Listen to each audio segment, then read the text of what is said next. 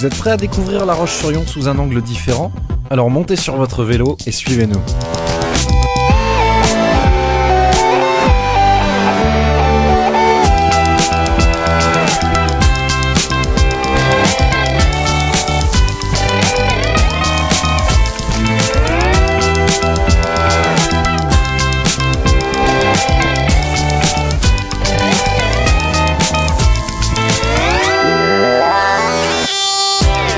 Je disais nous tout à l'heure, puisque je suis accompagné aujourd'hui de William Chevillon, passionné et spécialiste du patrimoine de notre ville, La Roche-sur-Yon. C'est d'ailleurs lui qui va vous abreuver de belles histoires. Et nous allons vous proposer une balade commentée depuis le cimetière du Point du Jour jusqu'au tribunal de grande instance de La Roche-sur-Yon en passant par le quartier de la Gare. À la fin de cette balade, j'en suis sûr, vous regarderez la ville différemment. Allez, pour commencer, trouvez un vélo et avancez jusqu'à la porte du cimetière du Point du Jour. Vous laissez les vélos à l'entrée, bien évidemment, et vous pouvez avancer à pied jusqu'au fond. L'ambiance est déjà différente de la rue adjacente. Qui plus est, nous sommes sous la menace de nuages bien noirs et chargés de pluie. Il est 9h30 du matin, il fait gris.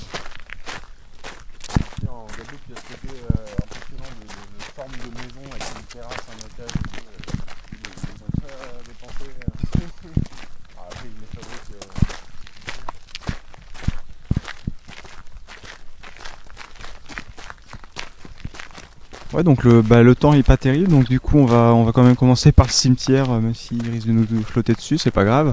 Donc là le cimetière, c'est intéressant de visiter un cimetière parce que c'est un lieu qu'on a une certaine distance vis-à-vis de ça. C'est vrai qu'on visite des cimetières célèbres pour voir les tombes de gens connus, et c'est vrai que dans toutes les villes, on n'a pas l'habitude d'aller voir les tombes de gens qu'on connaît pas forcément. Donc ce qui est intéressant ici, c'est comme dans tous les cimetières, c'est qu'on a tout le monde qui est uni un peu dans la norme, c'est un peu la réalité aussi, mais malgré ça on a quand même des grosses différences entre les tombes, quoi. On a des tombes de gens assez pauvres, mais vraiment des tombes très très simples, et puis de l'autre côté des choses assez grandioses, des espèces de chapelles en pierre, donc c'est assez disparate comme ensemble. Et puis on a plusieurs carrés assez originaux, des éléments très anciens qui proviennent de l'ancienne ville de La Roche-sur-Yon.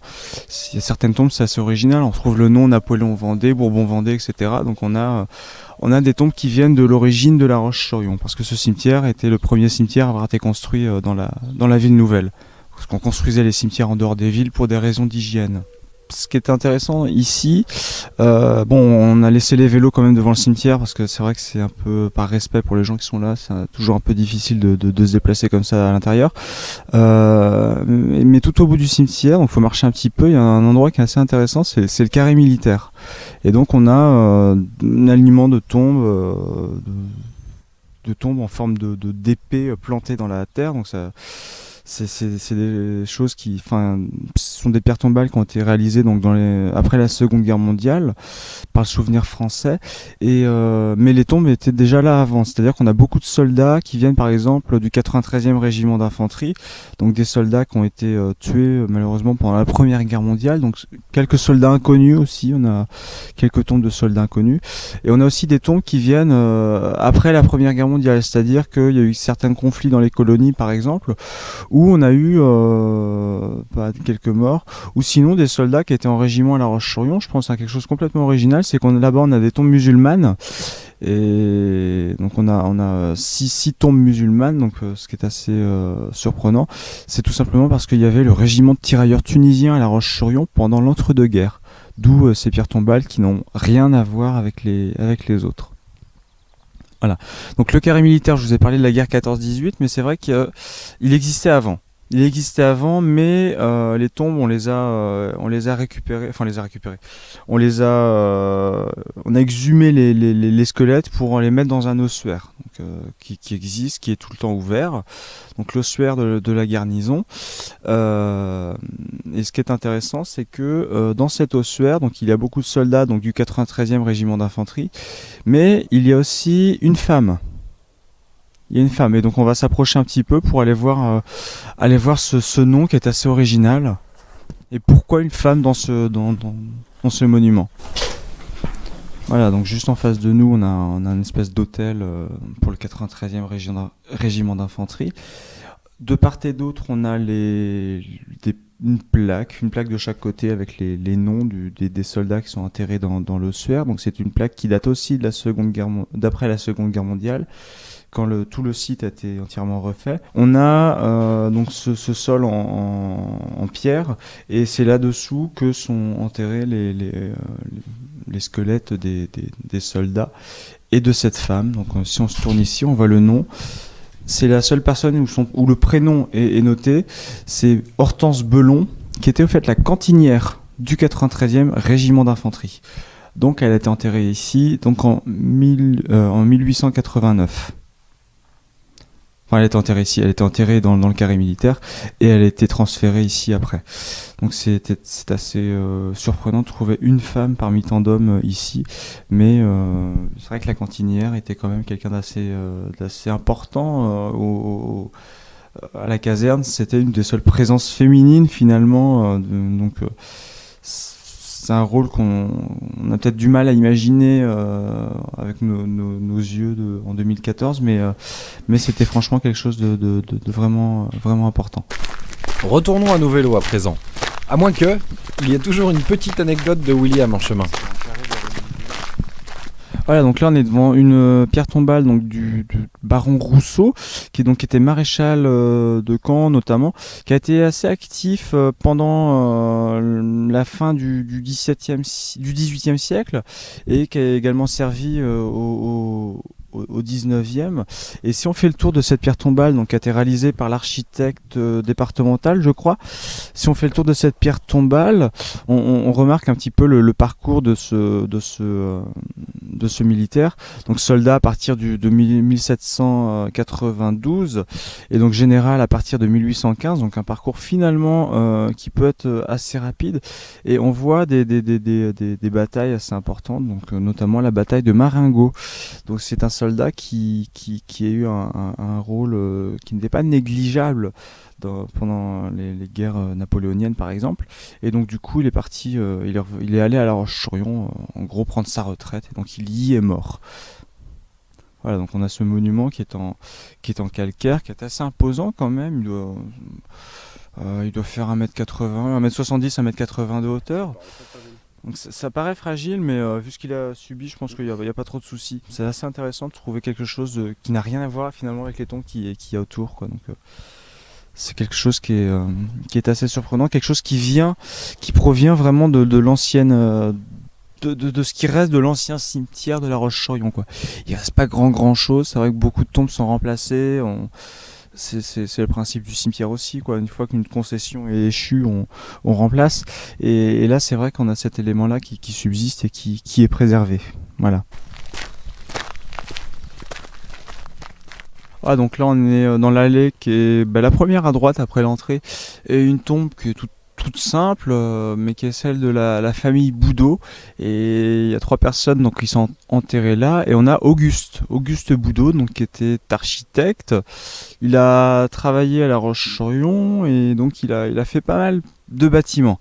On lui doit des choses comme l'ancienne école de garçons boulevard d'Angleterre, donc là où se situe le centre médico-psychologique pour les enfants.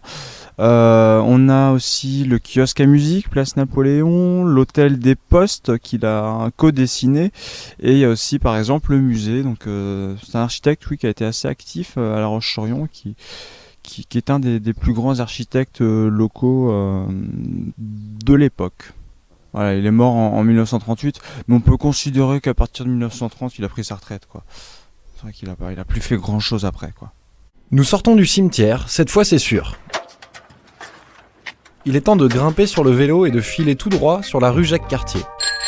En chemin, jeunes que nous sommes, nous n'oublions pas de nous remémorer l'époque où cette rue était encore la route d'Esnay, qui était coupée par le passage à niveau où un garde-barrière officiait encore en 2006, date de la suppression définitive de ce passage. Nous franchissons un peu plus loin la voie ferrée par le passage souterrain dédié aux piétons et cyclistes.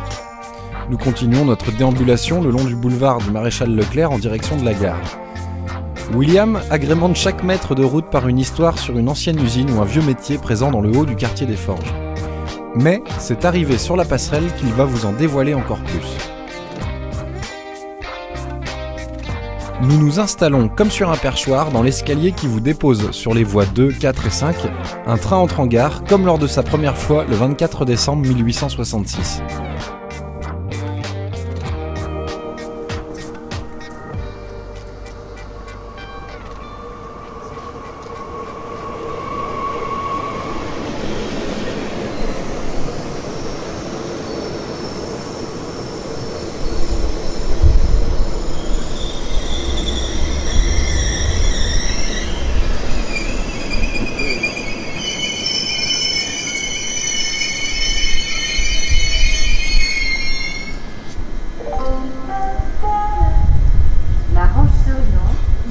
Ouais, donc là on est donc sur la passerelle de la gare, sur l'escalier qui donne sur le quai, donc des voies, la voie 2 par exemple.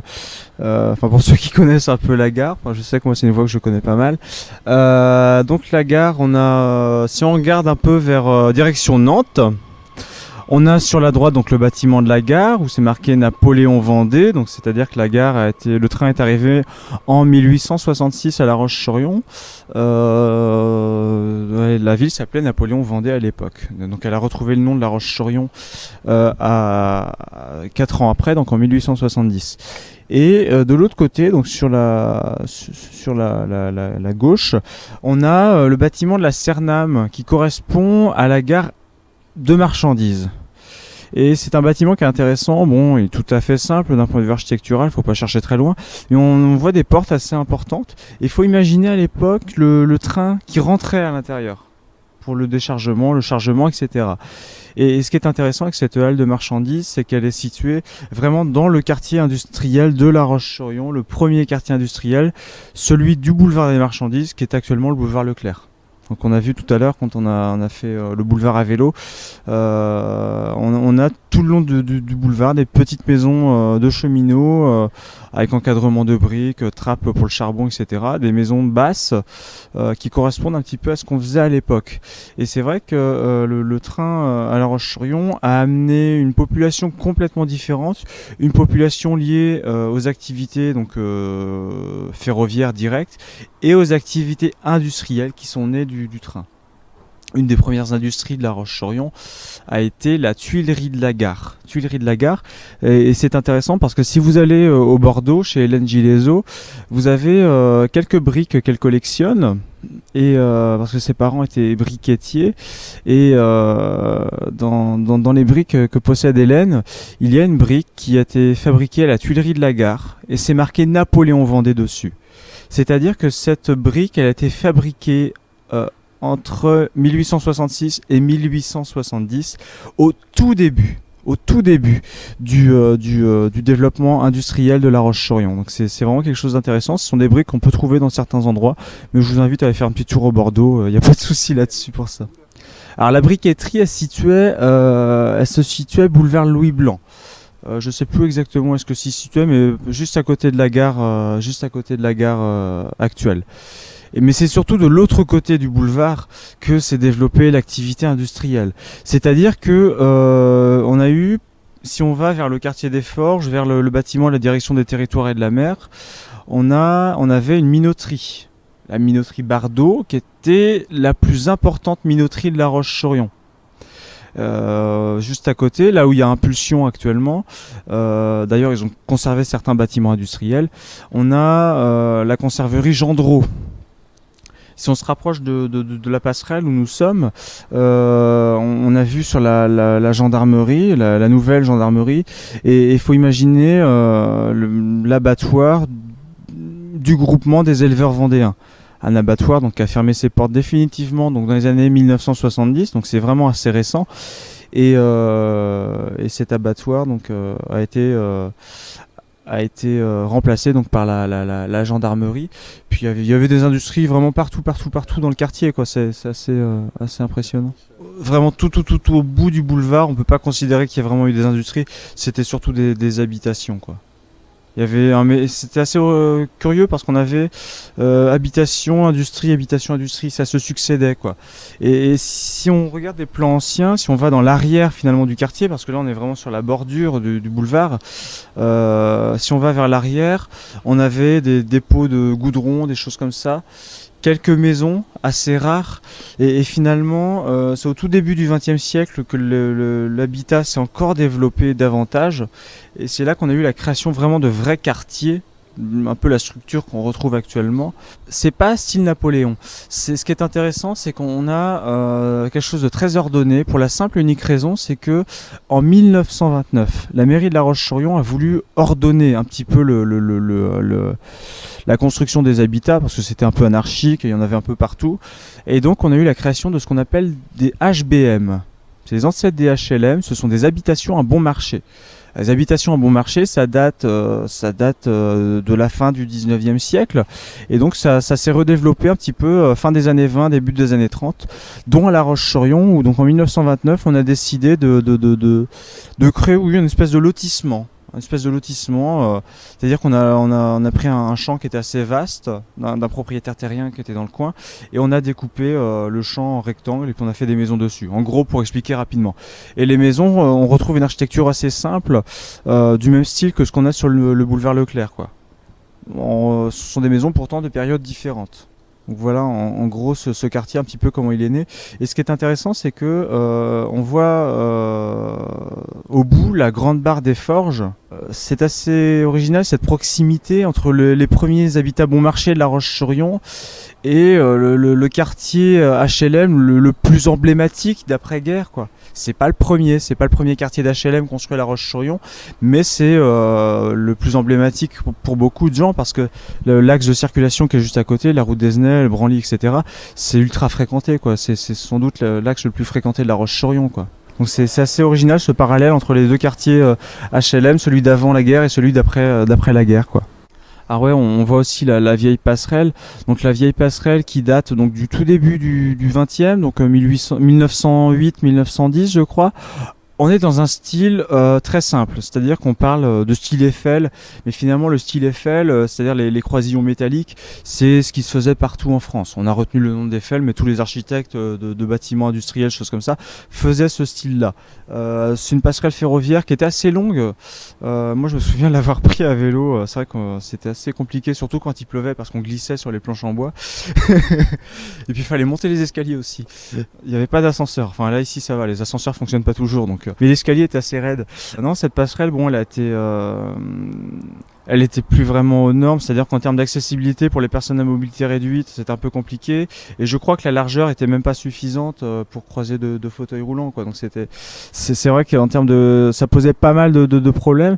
Donc on a profité de l'arrivée du TGV pour la mettre un peu au rebut, quoi. Donc on a enlevé 2/3 de la longueur de la passerelle et là donc on en a conservé un bout au boulevard Leclerc en attendant d'une éventuelle rénovation du site de l'ancienne halle de marchandises, donc on n'en sait pas trop. Mais ce qui est intéressant avec la nouvelle passerelle donc, sur laquelle on est, c'est que ça marque vraiment la création d'une liaison entre deux quartiers.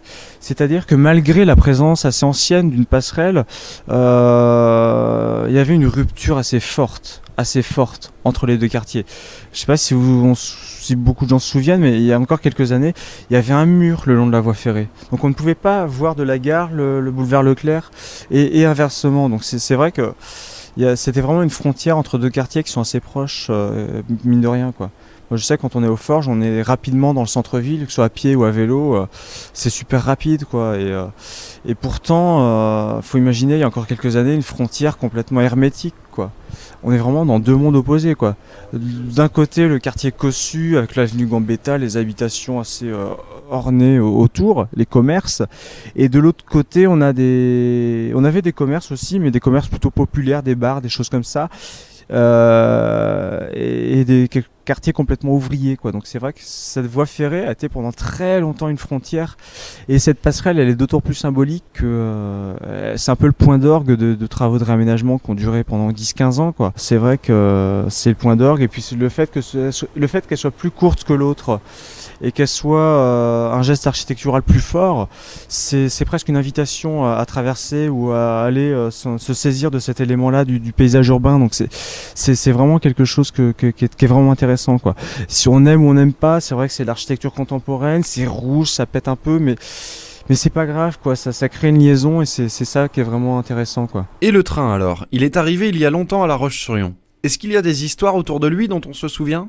Donc le train est arrivé donc en 1866, donc c'était la compagnie d'Orléans, donc une des compagnies ferroviaires principales. Qui était assez active dans l'ouest de la France. Le train donc est arrivé en décembre 1866. La gare était même pas terminée, donc ils sont un peu pressés à faire venir le train parce que plus tôt le train vient, mieux c'est. À l'origine, la gare, c'est vrai qu'elle était un peu différente de ce qu'on a aujourd'hui. Enfin, à l'origine. C'est-à-dire fin 19e, début 20e, il a été construit sur cette gare une verrière. Une verrière, comme on a dans pas mal de gares. Quelque chose d'assez simple, hein, ça englobait donc ça englobait les deux voies les plus proches de la gare. Une verrière qui a été détruite dans les années 70 au prétexte de l'électrification de la voie. Mais c'était un prétexte. Faut être honnête, on utilisait souvent ce genre de prétexte pour détruire les éléments anciens. Donc on s'est servi donc de l'électrification pour enlever cet élément-là qui provenait donc de l'ancienne gare. Donc le train est arrivé donc en 1866. C'est vrai qu'au tout début, il y avait c'était surtout au début cette ligne Nantes-La Roche-sur-Yon qui a été créée. Puis après, on a eu des embranchements un peu partout, à tel point qu'il y avait une compagnie qui s'appelait la Compagnie des Tramways Vendéens, qui avait son atelier boulevard Louis Blanc. Et cette compagnie des Tramways Vendéens, elle avait un réseau ferroviaire qui était assez énorme, quoi. C'est-à-dire qu'on pouvait aller aux Herbiers en train sans problème. Puis encore quelques années, on pouvait aller à Saint-Gilles-Croix-de-Vie par exemple, mais c'était pas la même compagnie. Mais c'est vrai que ça permet d'imaginer un petit peu le réseau ferroviaire qui était assez dense, alors que finalement maintenant c'est un peu plus complexe, quoi. On a la grande ligne Nantes, La Roche-sur-Yon, les Sables d'Olonne. On a des liaisons Nantes-Bordeaux par Luçon, La Rochelle, etc. Mais c'est un peu compliqué parce que la voie n'est pas en très très bon état. Donc là, apparemment, il y a un programme de rénovation. Après, il y a toujours le train pour aller à Chantonnay, pour aller à Bressuire. Mais c'est une vieille locomotive diesel. C'est une locomotive diesel et c'est pas... Il y a très très peu de liaisons, quoi. Donc c'est une ligne ferroviaire qui est pas forcément très prioritaire, quoi. Est-ce que tu peux nous ressortir encore quelques vestiges de la grande époque du ferroviaire? Je pense par exemple au dépôt des locomotives qui se situait au niveau de l'actuelle ZAC Zola. Faut imaginer la ZAC Zola, là où il y a tous les bâtiments contemporains, les habitations qui ont été construites à partir d'il y a 10 ans. Ce quartier avant, c'était le dépôt des locomotives. Donc c'est vrai qu'il y avait des hangars, il y avait des industries. Mais il faut imaginer cette espèce de plaque tournante principale dans le département pour les locomotives. Et donc du coup, c'est vrai que le quartier a été lui aussi abandonné, donc en pleine reconversion. Comme l'ensemble des friches industrielles liées au train à La Roche-sur-Yon, c'est pareil dans pas mal de villes de France, quoi. Et c'est vrai que le train, de façon, à partir des années 70, on l'a un peu abandonné. Je prends l'exemple de Fontenay-le-Comte. Fontenay-le-Comte, il y a plus la gare, on s'en sert plus depuis 1969, quoi. Enfin, c'est-à-dire qu'ils ont fermé la liaison en 1969 et donc du coup, c'est vrai que c'est quelque chose qui est assez récent, mais qui commence à être suffisamment ancien pour qu'on se dise non, on va pas remettre le train en place, c'est pas possible. Enfin, donc c'est vrai que c'est un peu, on sait pas trop comment maintenant, avec le recul, comment réagir face à. Est-ce qu'on refait les lignes, est-ce qu'on rouvre des voies ferroviaires? Enfin, il y a toute cette problématique du développement durable. Enfin, c'est assez complexe, quoi.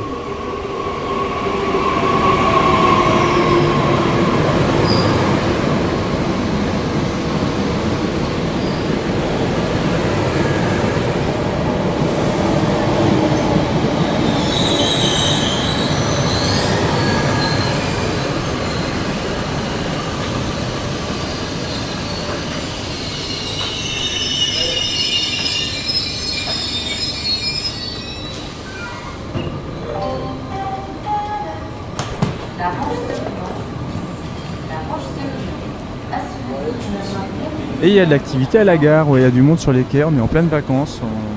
On pourrait penser que les gens ne soient partis, mais non, il y a encore du monde, quoi.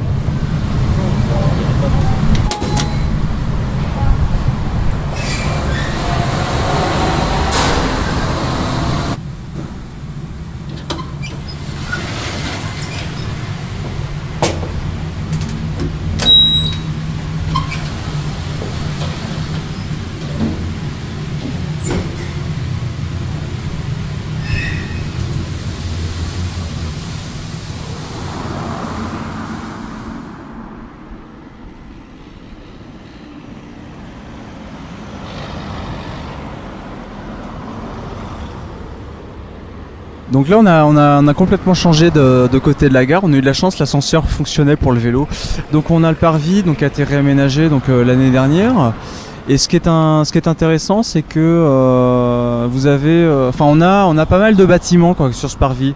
On a l'hôtel Campanile donc qui est complètement nouveau, qui fait face au Mary Stuart, qui est un des hôtels historiques de La Roche-sur-Yon. Aussi le France, donc qui a une petite terrasse, mais le France est un hôtel qui date, je crois, de 1910, et c'est la plus vieille maison hôtelière encore en fonctionnement à La Roche-sur-Yon.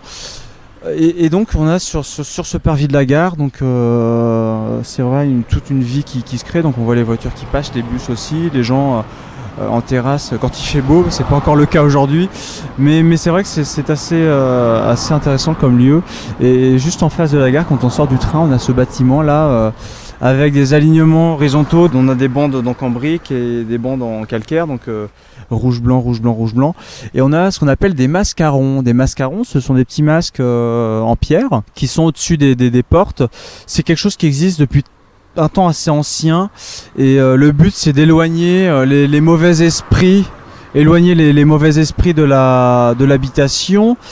Et pourquoi des mascarons à La Roche-sur-Yon? Tout simplement parce que c'est un motif architectural qui est très répandu à Nantes et à Bordeaux. Et comme c'est un motif qui est très répandu, la voie ferrée a un peu amené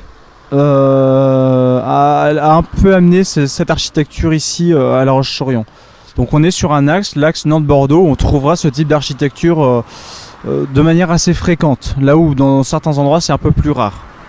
Et moi, ce qui m'intéresse surtout avec cette maison, c'est que on a, c'est une double maison. On a des bandeaux de céramique avec, je crois que c'est une espèce de griffon, je sais pas trop, ou une tête à moitié feuillue, un faune, une créature mythologique qui est représentée. Donc c'est des teintes plutôt dorées et bleues. Et ce qui est très drôle, c'est que l'autre jour je suis allé à Paris en sortant du train à Montparnasse, donc j'ai pris la ligne de métro, puis à la station Maison Blanche, donc pas très loin de la Porte d'Italie dans le 13e, je sors du métro, puis la première maison que je regarde reprend exactement les mêmes céramiques. Donc c'est assez, j'ai trouvé ça assez curieux. Et finalement, c'est là qu'on voit qu'on est dans un style donc typique de l'époque, donc fin du 19e siècle, et que ce sont des éléments. Je vois ces céramiques-là, ce sont des éléments qu'on achète sur catalogue, donc qu'on peut retrouver un peu partout en France, Puis sur cette maison, il y a aussi un autre symbole. Donc on a parlé des mascarons, des céramiques, mais aussi sous les fenêtres, des petits médaillons qui sont ronds avec ce qu'on appelle un quadriskel. On connaît le triskel en Bretagne, le triskel donc qui symbolise des éléments de la nature. Et le quadriskel, c'est aussi un symbole celtique qui a une signification que je connais plus trop, mais on est toujours dans cette idée-là, quoi. C'est ce qui est juste au-dessus des portes là. Et c'est une espèce de, on a un point central et puis 4 branches qui partent. Voilà, c'est sur le rond qui est là, ouais. Donc on revoit dans sa tête le motif du triskel qui est assez connu. Et là on a un motif qui ressemble, mais avec une branche en plus, quoi. Donc c'est aussi un symbole celtique. Donc c'est marrant cette maison, on mélange pas mal de petites choses comme ça. On a des créatures mythologiques, des symboles celtiques, voilà. C'est un type de maison complètement typique dans le quartier, quoi. Alors 50 plus 50. On va faire presque 2. 3. 4. Bon Dieu, on va lutter quand même. Pose le feu, alors 5. 5, on va y arriver. Avec un peu de bonne volonté. Alors 5, 7, voilà, c'est bon. Adieu. Tiens, pour lui. Merci 4. Merci. Adieu, avec moi le vent.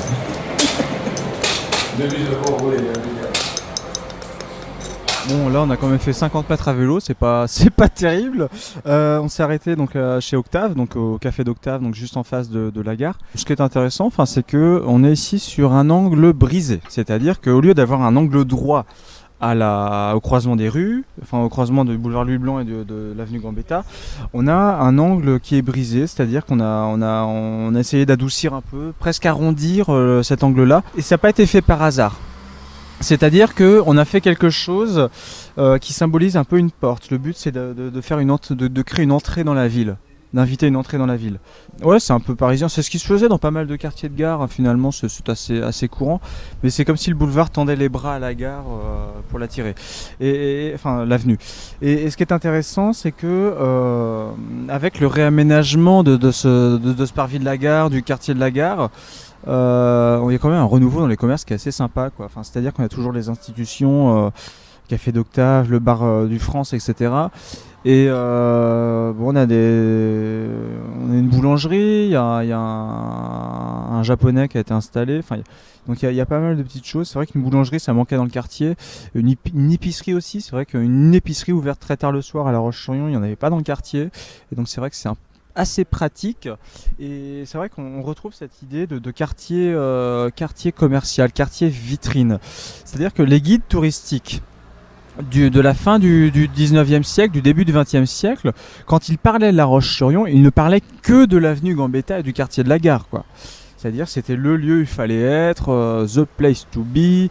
Enfin, il y a pas mal de superlatifs employés parce que c'était le quartier vivant de la ville, le quartier où le commerce se développait, le quartier où il y avait les gens les plus riches de la ville. C'est vrai que les habitations sont assez cossues. Et dans ce quartier, il y a quelques institutions commerciales qui sont nées. Donc je vous ai parlé du France tout à l'heure, un petit peu du Marie Stuart. Et il y avait aussi avenue Gambetta. Il y avait aussi cette quincaillerie qui s'appelait la quincaillerie Gerbert. La quincaillerie Gerbert, donc je revois moi des cartes postales de cette quincaillerie. À l'intérieur, il fallait imaginer quelque chose sur plusieurs niveaux. C'est-à-dire que vous aviez cette partie centrale, un volume central assez important, une hauteur sous plafond assez importante, et puis sur le côté des galeries où les gens pouvaient circuler, quoi. Ça se situait plus par derrière. Il y a un immeuble contemporain qui a été construit. C'est-à-dire quand on sort de la gare, c'est sur la partie à gauche de l'avenue Gambetta. Donc c'est là où il y a eu un immeuble contemporain qui a été construit. Et il me semble que c'est là où il y a justement la fameuse épicerie. C'était le dynamisme du quartier à l'époque. C'était une des principales institutions commerciales de La Roche-sur-Yon. On a eu, oui, pas mal de choses qui sont nées dans ce quartier. C'est vrai que l'hôtellerie à La Roche-sur-Yon est vraiment née ici. Bon, il y avait des auberges, mais bon, ça n'avait rien à voir. L'hôtellerie, oui, est vraiment née ici. C'est un quartier d'autant plus grouillant avant qu'il y avait le centre de tri sur le parvis de la gare, quoi. Le centre de tri postal qui avait été construit donc sur la partie la plus au sud du parvis de la gare. Donc si on se dirige vers la route des Sables, donc il y avait le grand bâtiment de béton et c'était le centre de tri postal. Donc il y avait plein d'éléments qui se superposaient, qui donnaient une certaine vie dans ce quartier. Et c'est quelque chose qui avait été perdu, c'est vrai, dans les années 80, 90 par exemple, et que là on a tendance, je trouve, à retrouver. Enfin, c'est vrai que les gens aiment ou aiment pas. Certains trouvent qu'il y a beaucoup trop d'arbres, mais on peut pas dire que ça apporte pas de vie, quoi. Donc les gens sont là. Le temps est pas terrible, mais il y a quand même quelques personnes en terrasse, mine de rien. Enfin, on est en pleine vacances, on est en plein été. On pourrait imaginer que les Lyonnais ne soient pas là, mais on voit le parking, il est plein. Donc les gens sont par là, quoi. Il y a du monde, quoi. Je me permets de placer une petite histoire concernant ce quartier et plus particulièrement sur le centre de tri. Souvenez-vous, quand il est devenu un bunker. Pour vous le rappeler, ouvrons le Ouest France du samedi 1er septembre 2001. L'ancien centre de tri postal de La Roche, site de stockage des pièces euros. L'ancien centre de tri postal de La Roche-sur-Yon, situé tout près de la gare, a pris ces jours-ci des allures de bunker. Palissade métallique, fil barbelé, militaire en treillis, l'ambiance est étonnante. Et pour cause, ce lieu est désormais devenu le site départemental de stockage des pièces en euros. Il vient donc d'être classé en zone protégée jusqu'au 28 février 2002 et mis sous haute protection. Désormais, seules les personnes habilitées et munies d'un badge sont autorisées à pénétrer dans la zone. La préfecture tient à rappeler que toute atteinte à la sécurité de ce lieu, toute tentative d'intrusion sont punies de 6 mois d'emprisonnement et de 50 000 francs d'amende. William, il ne faut pas oublier que l'on découvre beaucoup de choses du patrimoine lyonnais ce matin en vélo. Mais tu as quelques petites anecdotes gastronomiques à nous proposer également. Et c'est vrai que les quartiers de la Garde, donc j'ai découvert avec le vélo, ça fait quelques mois, je me déplace quasiment qu'à vélo à La Roche-sur-Yon, donc j'ai découvert avec le vélo, et c'est vrai que moi de temps en temps c'est bien de s'arrêter, boire un café et tout, ou même aller faire un resto avec les copains. Et je me souviens une fois on était allé au Marie Stuart, la première fois au Marie Stuart, et je crois que la première fois au Marie Stuart, ça c'est un truc qu'il faut raconter parce que c'est extraordinaire. On est à La Roche-sur-Yon, on n'est pas du tout imprégné de culture étrangère ou quoi que ce soit, et là on rentre dans le Marie Stuart, et là on comprend pas, on est complètement dépaysé quoi. Et déjà on voit comment on est servi par le couple Drapeau qui tient la boutique, et c'est vrai que c'est assez impressionnant, mais c'est aussi le décor qui est complètement suranné, on comprend pas. À un moment il y a une tasse avec la reine d'Angleterre qui est imprimée dessus, de l'autre côté on a des blasons, enfin on sait pas trop où ils viennent. C'est vraiment un décor qui est vraiment original, et ça c'est un de mes premiers c'est un de mes premiers souvenirs du quartier de la Gare, quoi. Le Marie Stuart, ça c'est un truc, ça va manquer quand ça sera plus là, quoi. Ça va manquer, c'est toujours là, on va pas s'en plaindre, faut en profiter, ouais. C'est vraiment cool comme endroit, et puis bon, ils font tout avec amour, ils font tout. C'est jamais parfait, c'est comme dans tous les endroits, mais au moins on peut pas se dire que c'est pas authentique, on peut pas se dire qu'ils mettent pas leur cœur dedans, quoi. Donc c'est assez atypique comme endroit, La Roche-sur-Yon, quoi. Et je trouve ça juste extraordinaire, quoi. C'est pas une des plus vieilles institutions hôtelières de La Roche-sur-Yon, mais probablement une des plus originales, quoi. C'est plus original pour moi que le Napoléon, où on a des reproductions de batailles du Premier Empire dans les couloirs. Enfin, non, mais là je trouve ça vraiment cool comme endroit, quoi. C'est un des commerces qui me marque le plus dans le quartier, même si c'est vrai que les Lyonnais en tant que tels n'y vont assez peu, parce qu'un hôtel, quand on habite une ville, on n'y va pas, mais on peut y manger, donc faut pas hésiter, quoi. Il y a des petites adresses comme ça où faut y aller rien que pour le décor, quoi. Rien que pour le décor. Bon, le café, c'est fait. Reprenons la route, pas pour aller bien loin, mais il faut que l'on avance. Avec William, on pourrait rester des heures à fouiller le passé de notre ville. Nous allons maintenant tourner au coin de l'avenue Gambetta pour descendre vers la place de la Vendée. Mais nous allons nous arrêter devant une maison complètement improbable. Vous pourriez passer devant tous les jours sans même vous en rendre compte.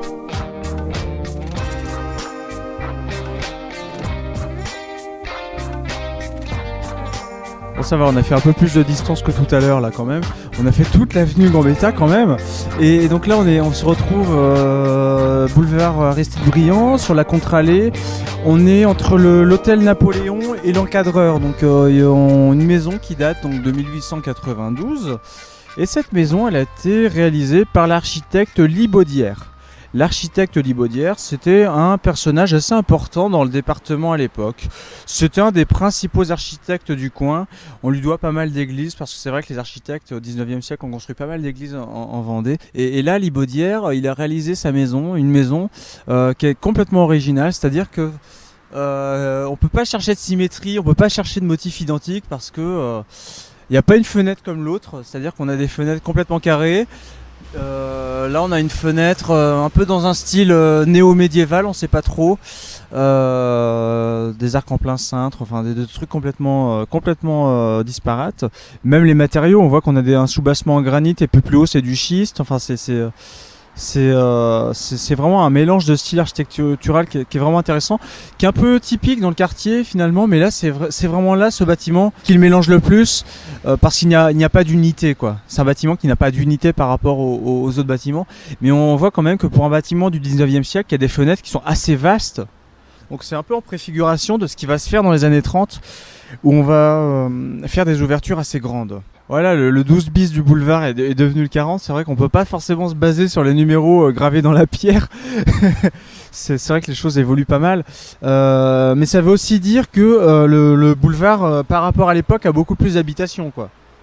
C'est vrai que ça s'est beaucoup développé, donc forcément on a changé les numéros. Et cette maison, elle a une petite histoire aussi à La Roche-sur-Yon, parce qu'elle a été occupée par la Gestapo pendant la Seconde Guerre mondiale. Il y a quelques maisons comme ça à La Roche-sur-Yon qui ont été occupées, dont celle-ci. Voilà. Encore quelques mètres et nous allons arriver à notre dernière étape. Il vous suffit de descendre encore un petit peu la rue et de vous arrêter au carrefour où se trouve la Banque de France, le Palais de Justice et la Maison des Associations. Le dernier bâtiment qui occupe le 4e angle de rue nous intéresse également. Écoutez.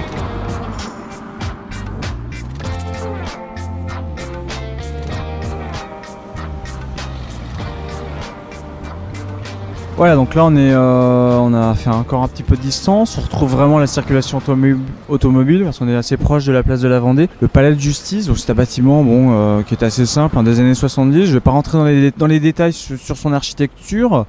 C'est un bâtiment qui a été dessiné par l'architecte Jean Parois. Alors Jean Parois, il n'est pas du tout connu, c'est un architecte départemental. Il a fait pas mal de bâtiments partout en Vendée. Moi, ce que je retiens de lui surtout, c'est que il avait une philosophie de construction des bâtiments un peu à l'américaine. Donc c'est ce qu'on a un peu sur ce palais de justice. Et ce qui est intéressant avec cet architecte Jean Parois, c'est qu'il a eu un projet de réaménagement de la place Napoléon dans les années 70. C'est-à-dire qu'il y a eu le concours qui a été lancé par la mairie, donc sous Paul Caillot.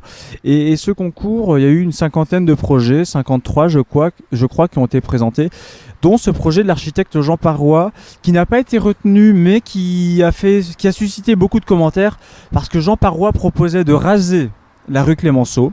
En gros, les bâtiments de la rue Clémenceau, complètement les raser, de construire des espèces de tours un peu semblables au palais de justice actuel, construire tout le long de la rue des espèces de tours comme ça, et sur la place Napoléon 2 grands immeubles dans le sens nord-sud, donc le sens le moins large de la place, quoi. Donc c'est assez surprenant comme projet, quoi. Enfin, c'était vraiment le projet de cet architecte à l'époque dans le plan de réaménagement de la place Napoléon. Donc je pense que c'était intéressant d'en parler aussi, de comprendre qui était cet architecte et pourquoi il avait cette philosophie-là.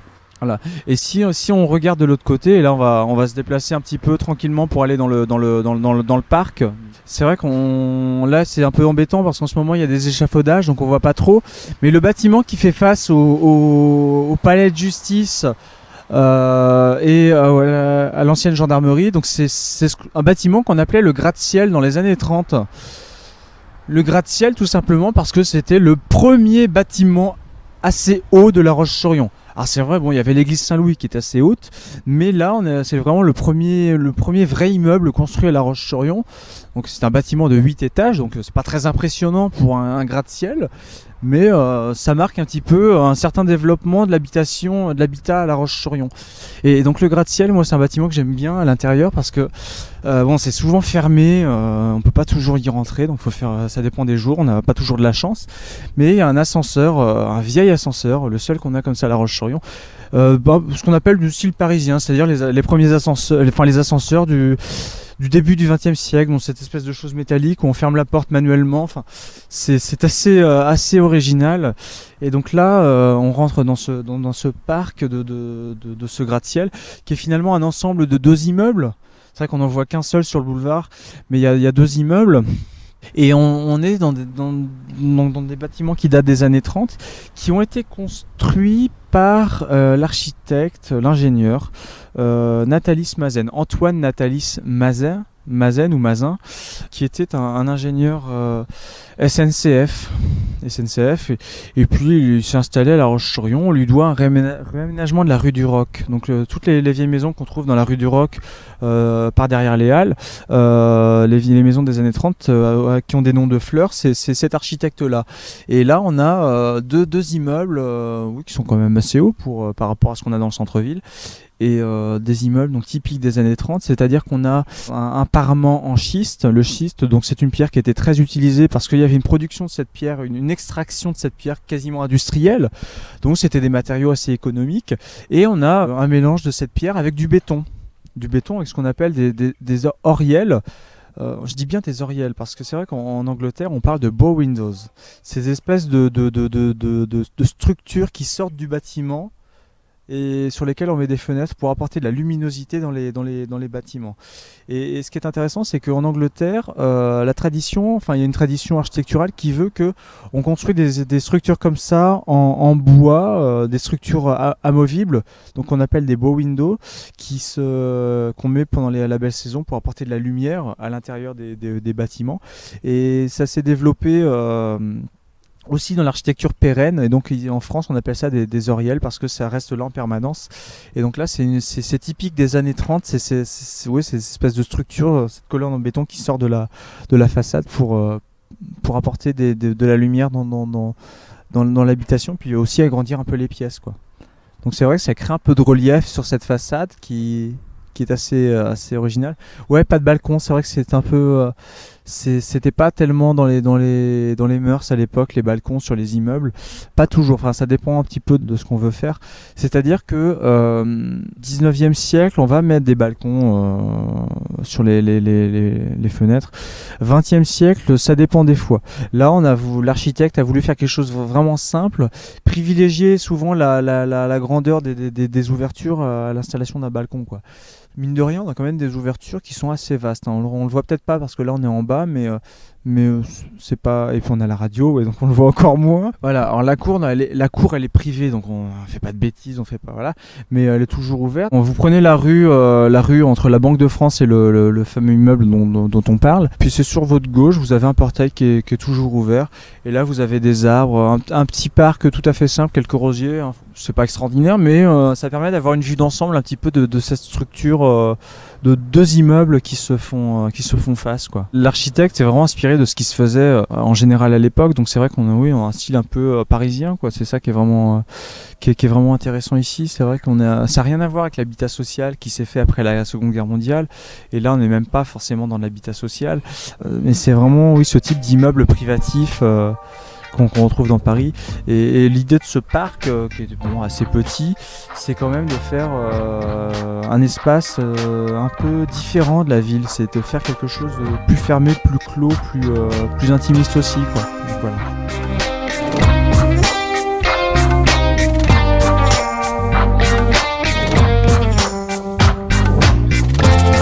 C'est la fin de notre balade. Vous pouvez à présent vaquer à vos occupations. J'espère que cette visite insolite vous a plu.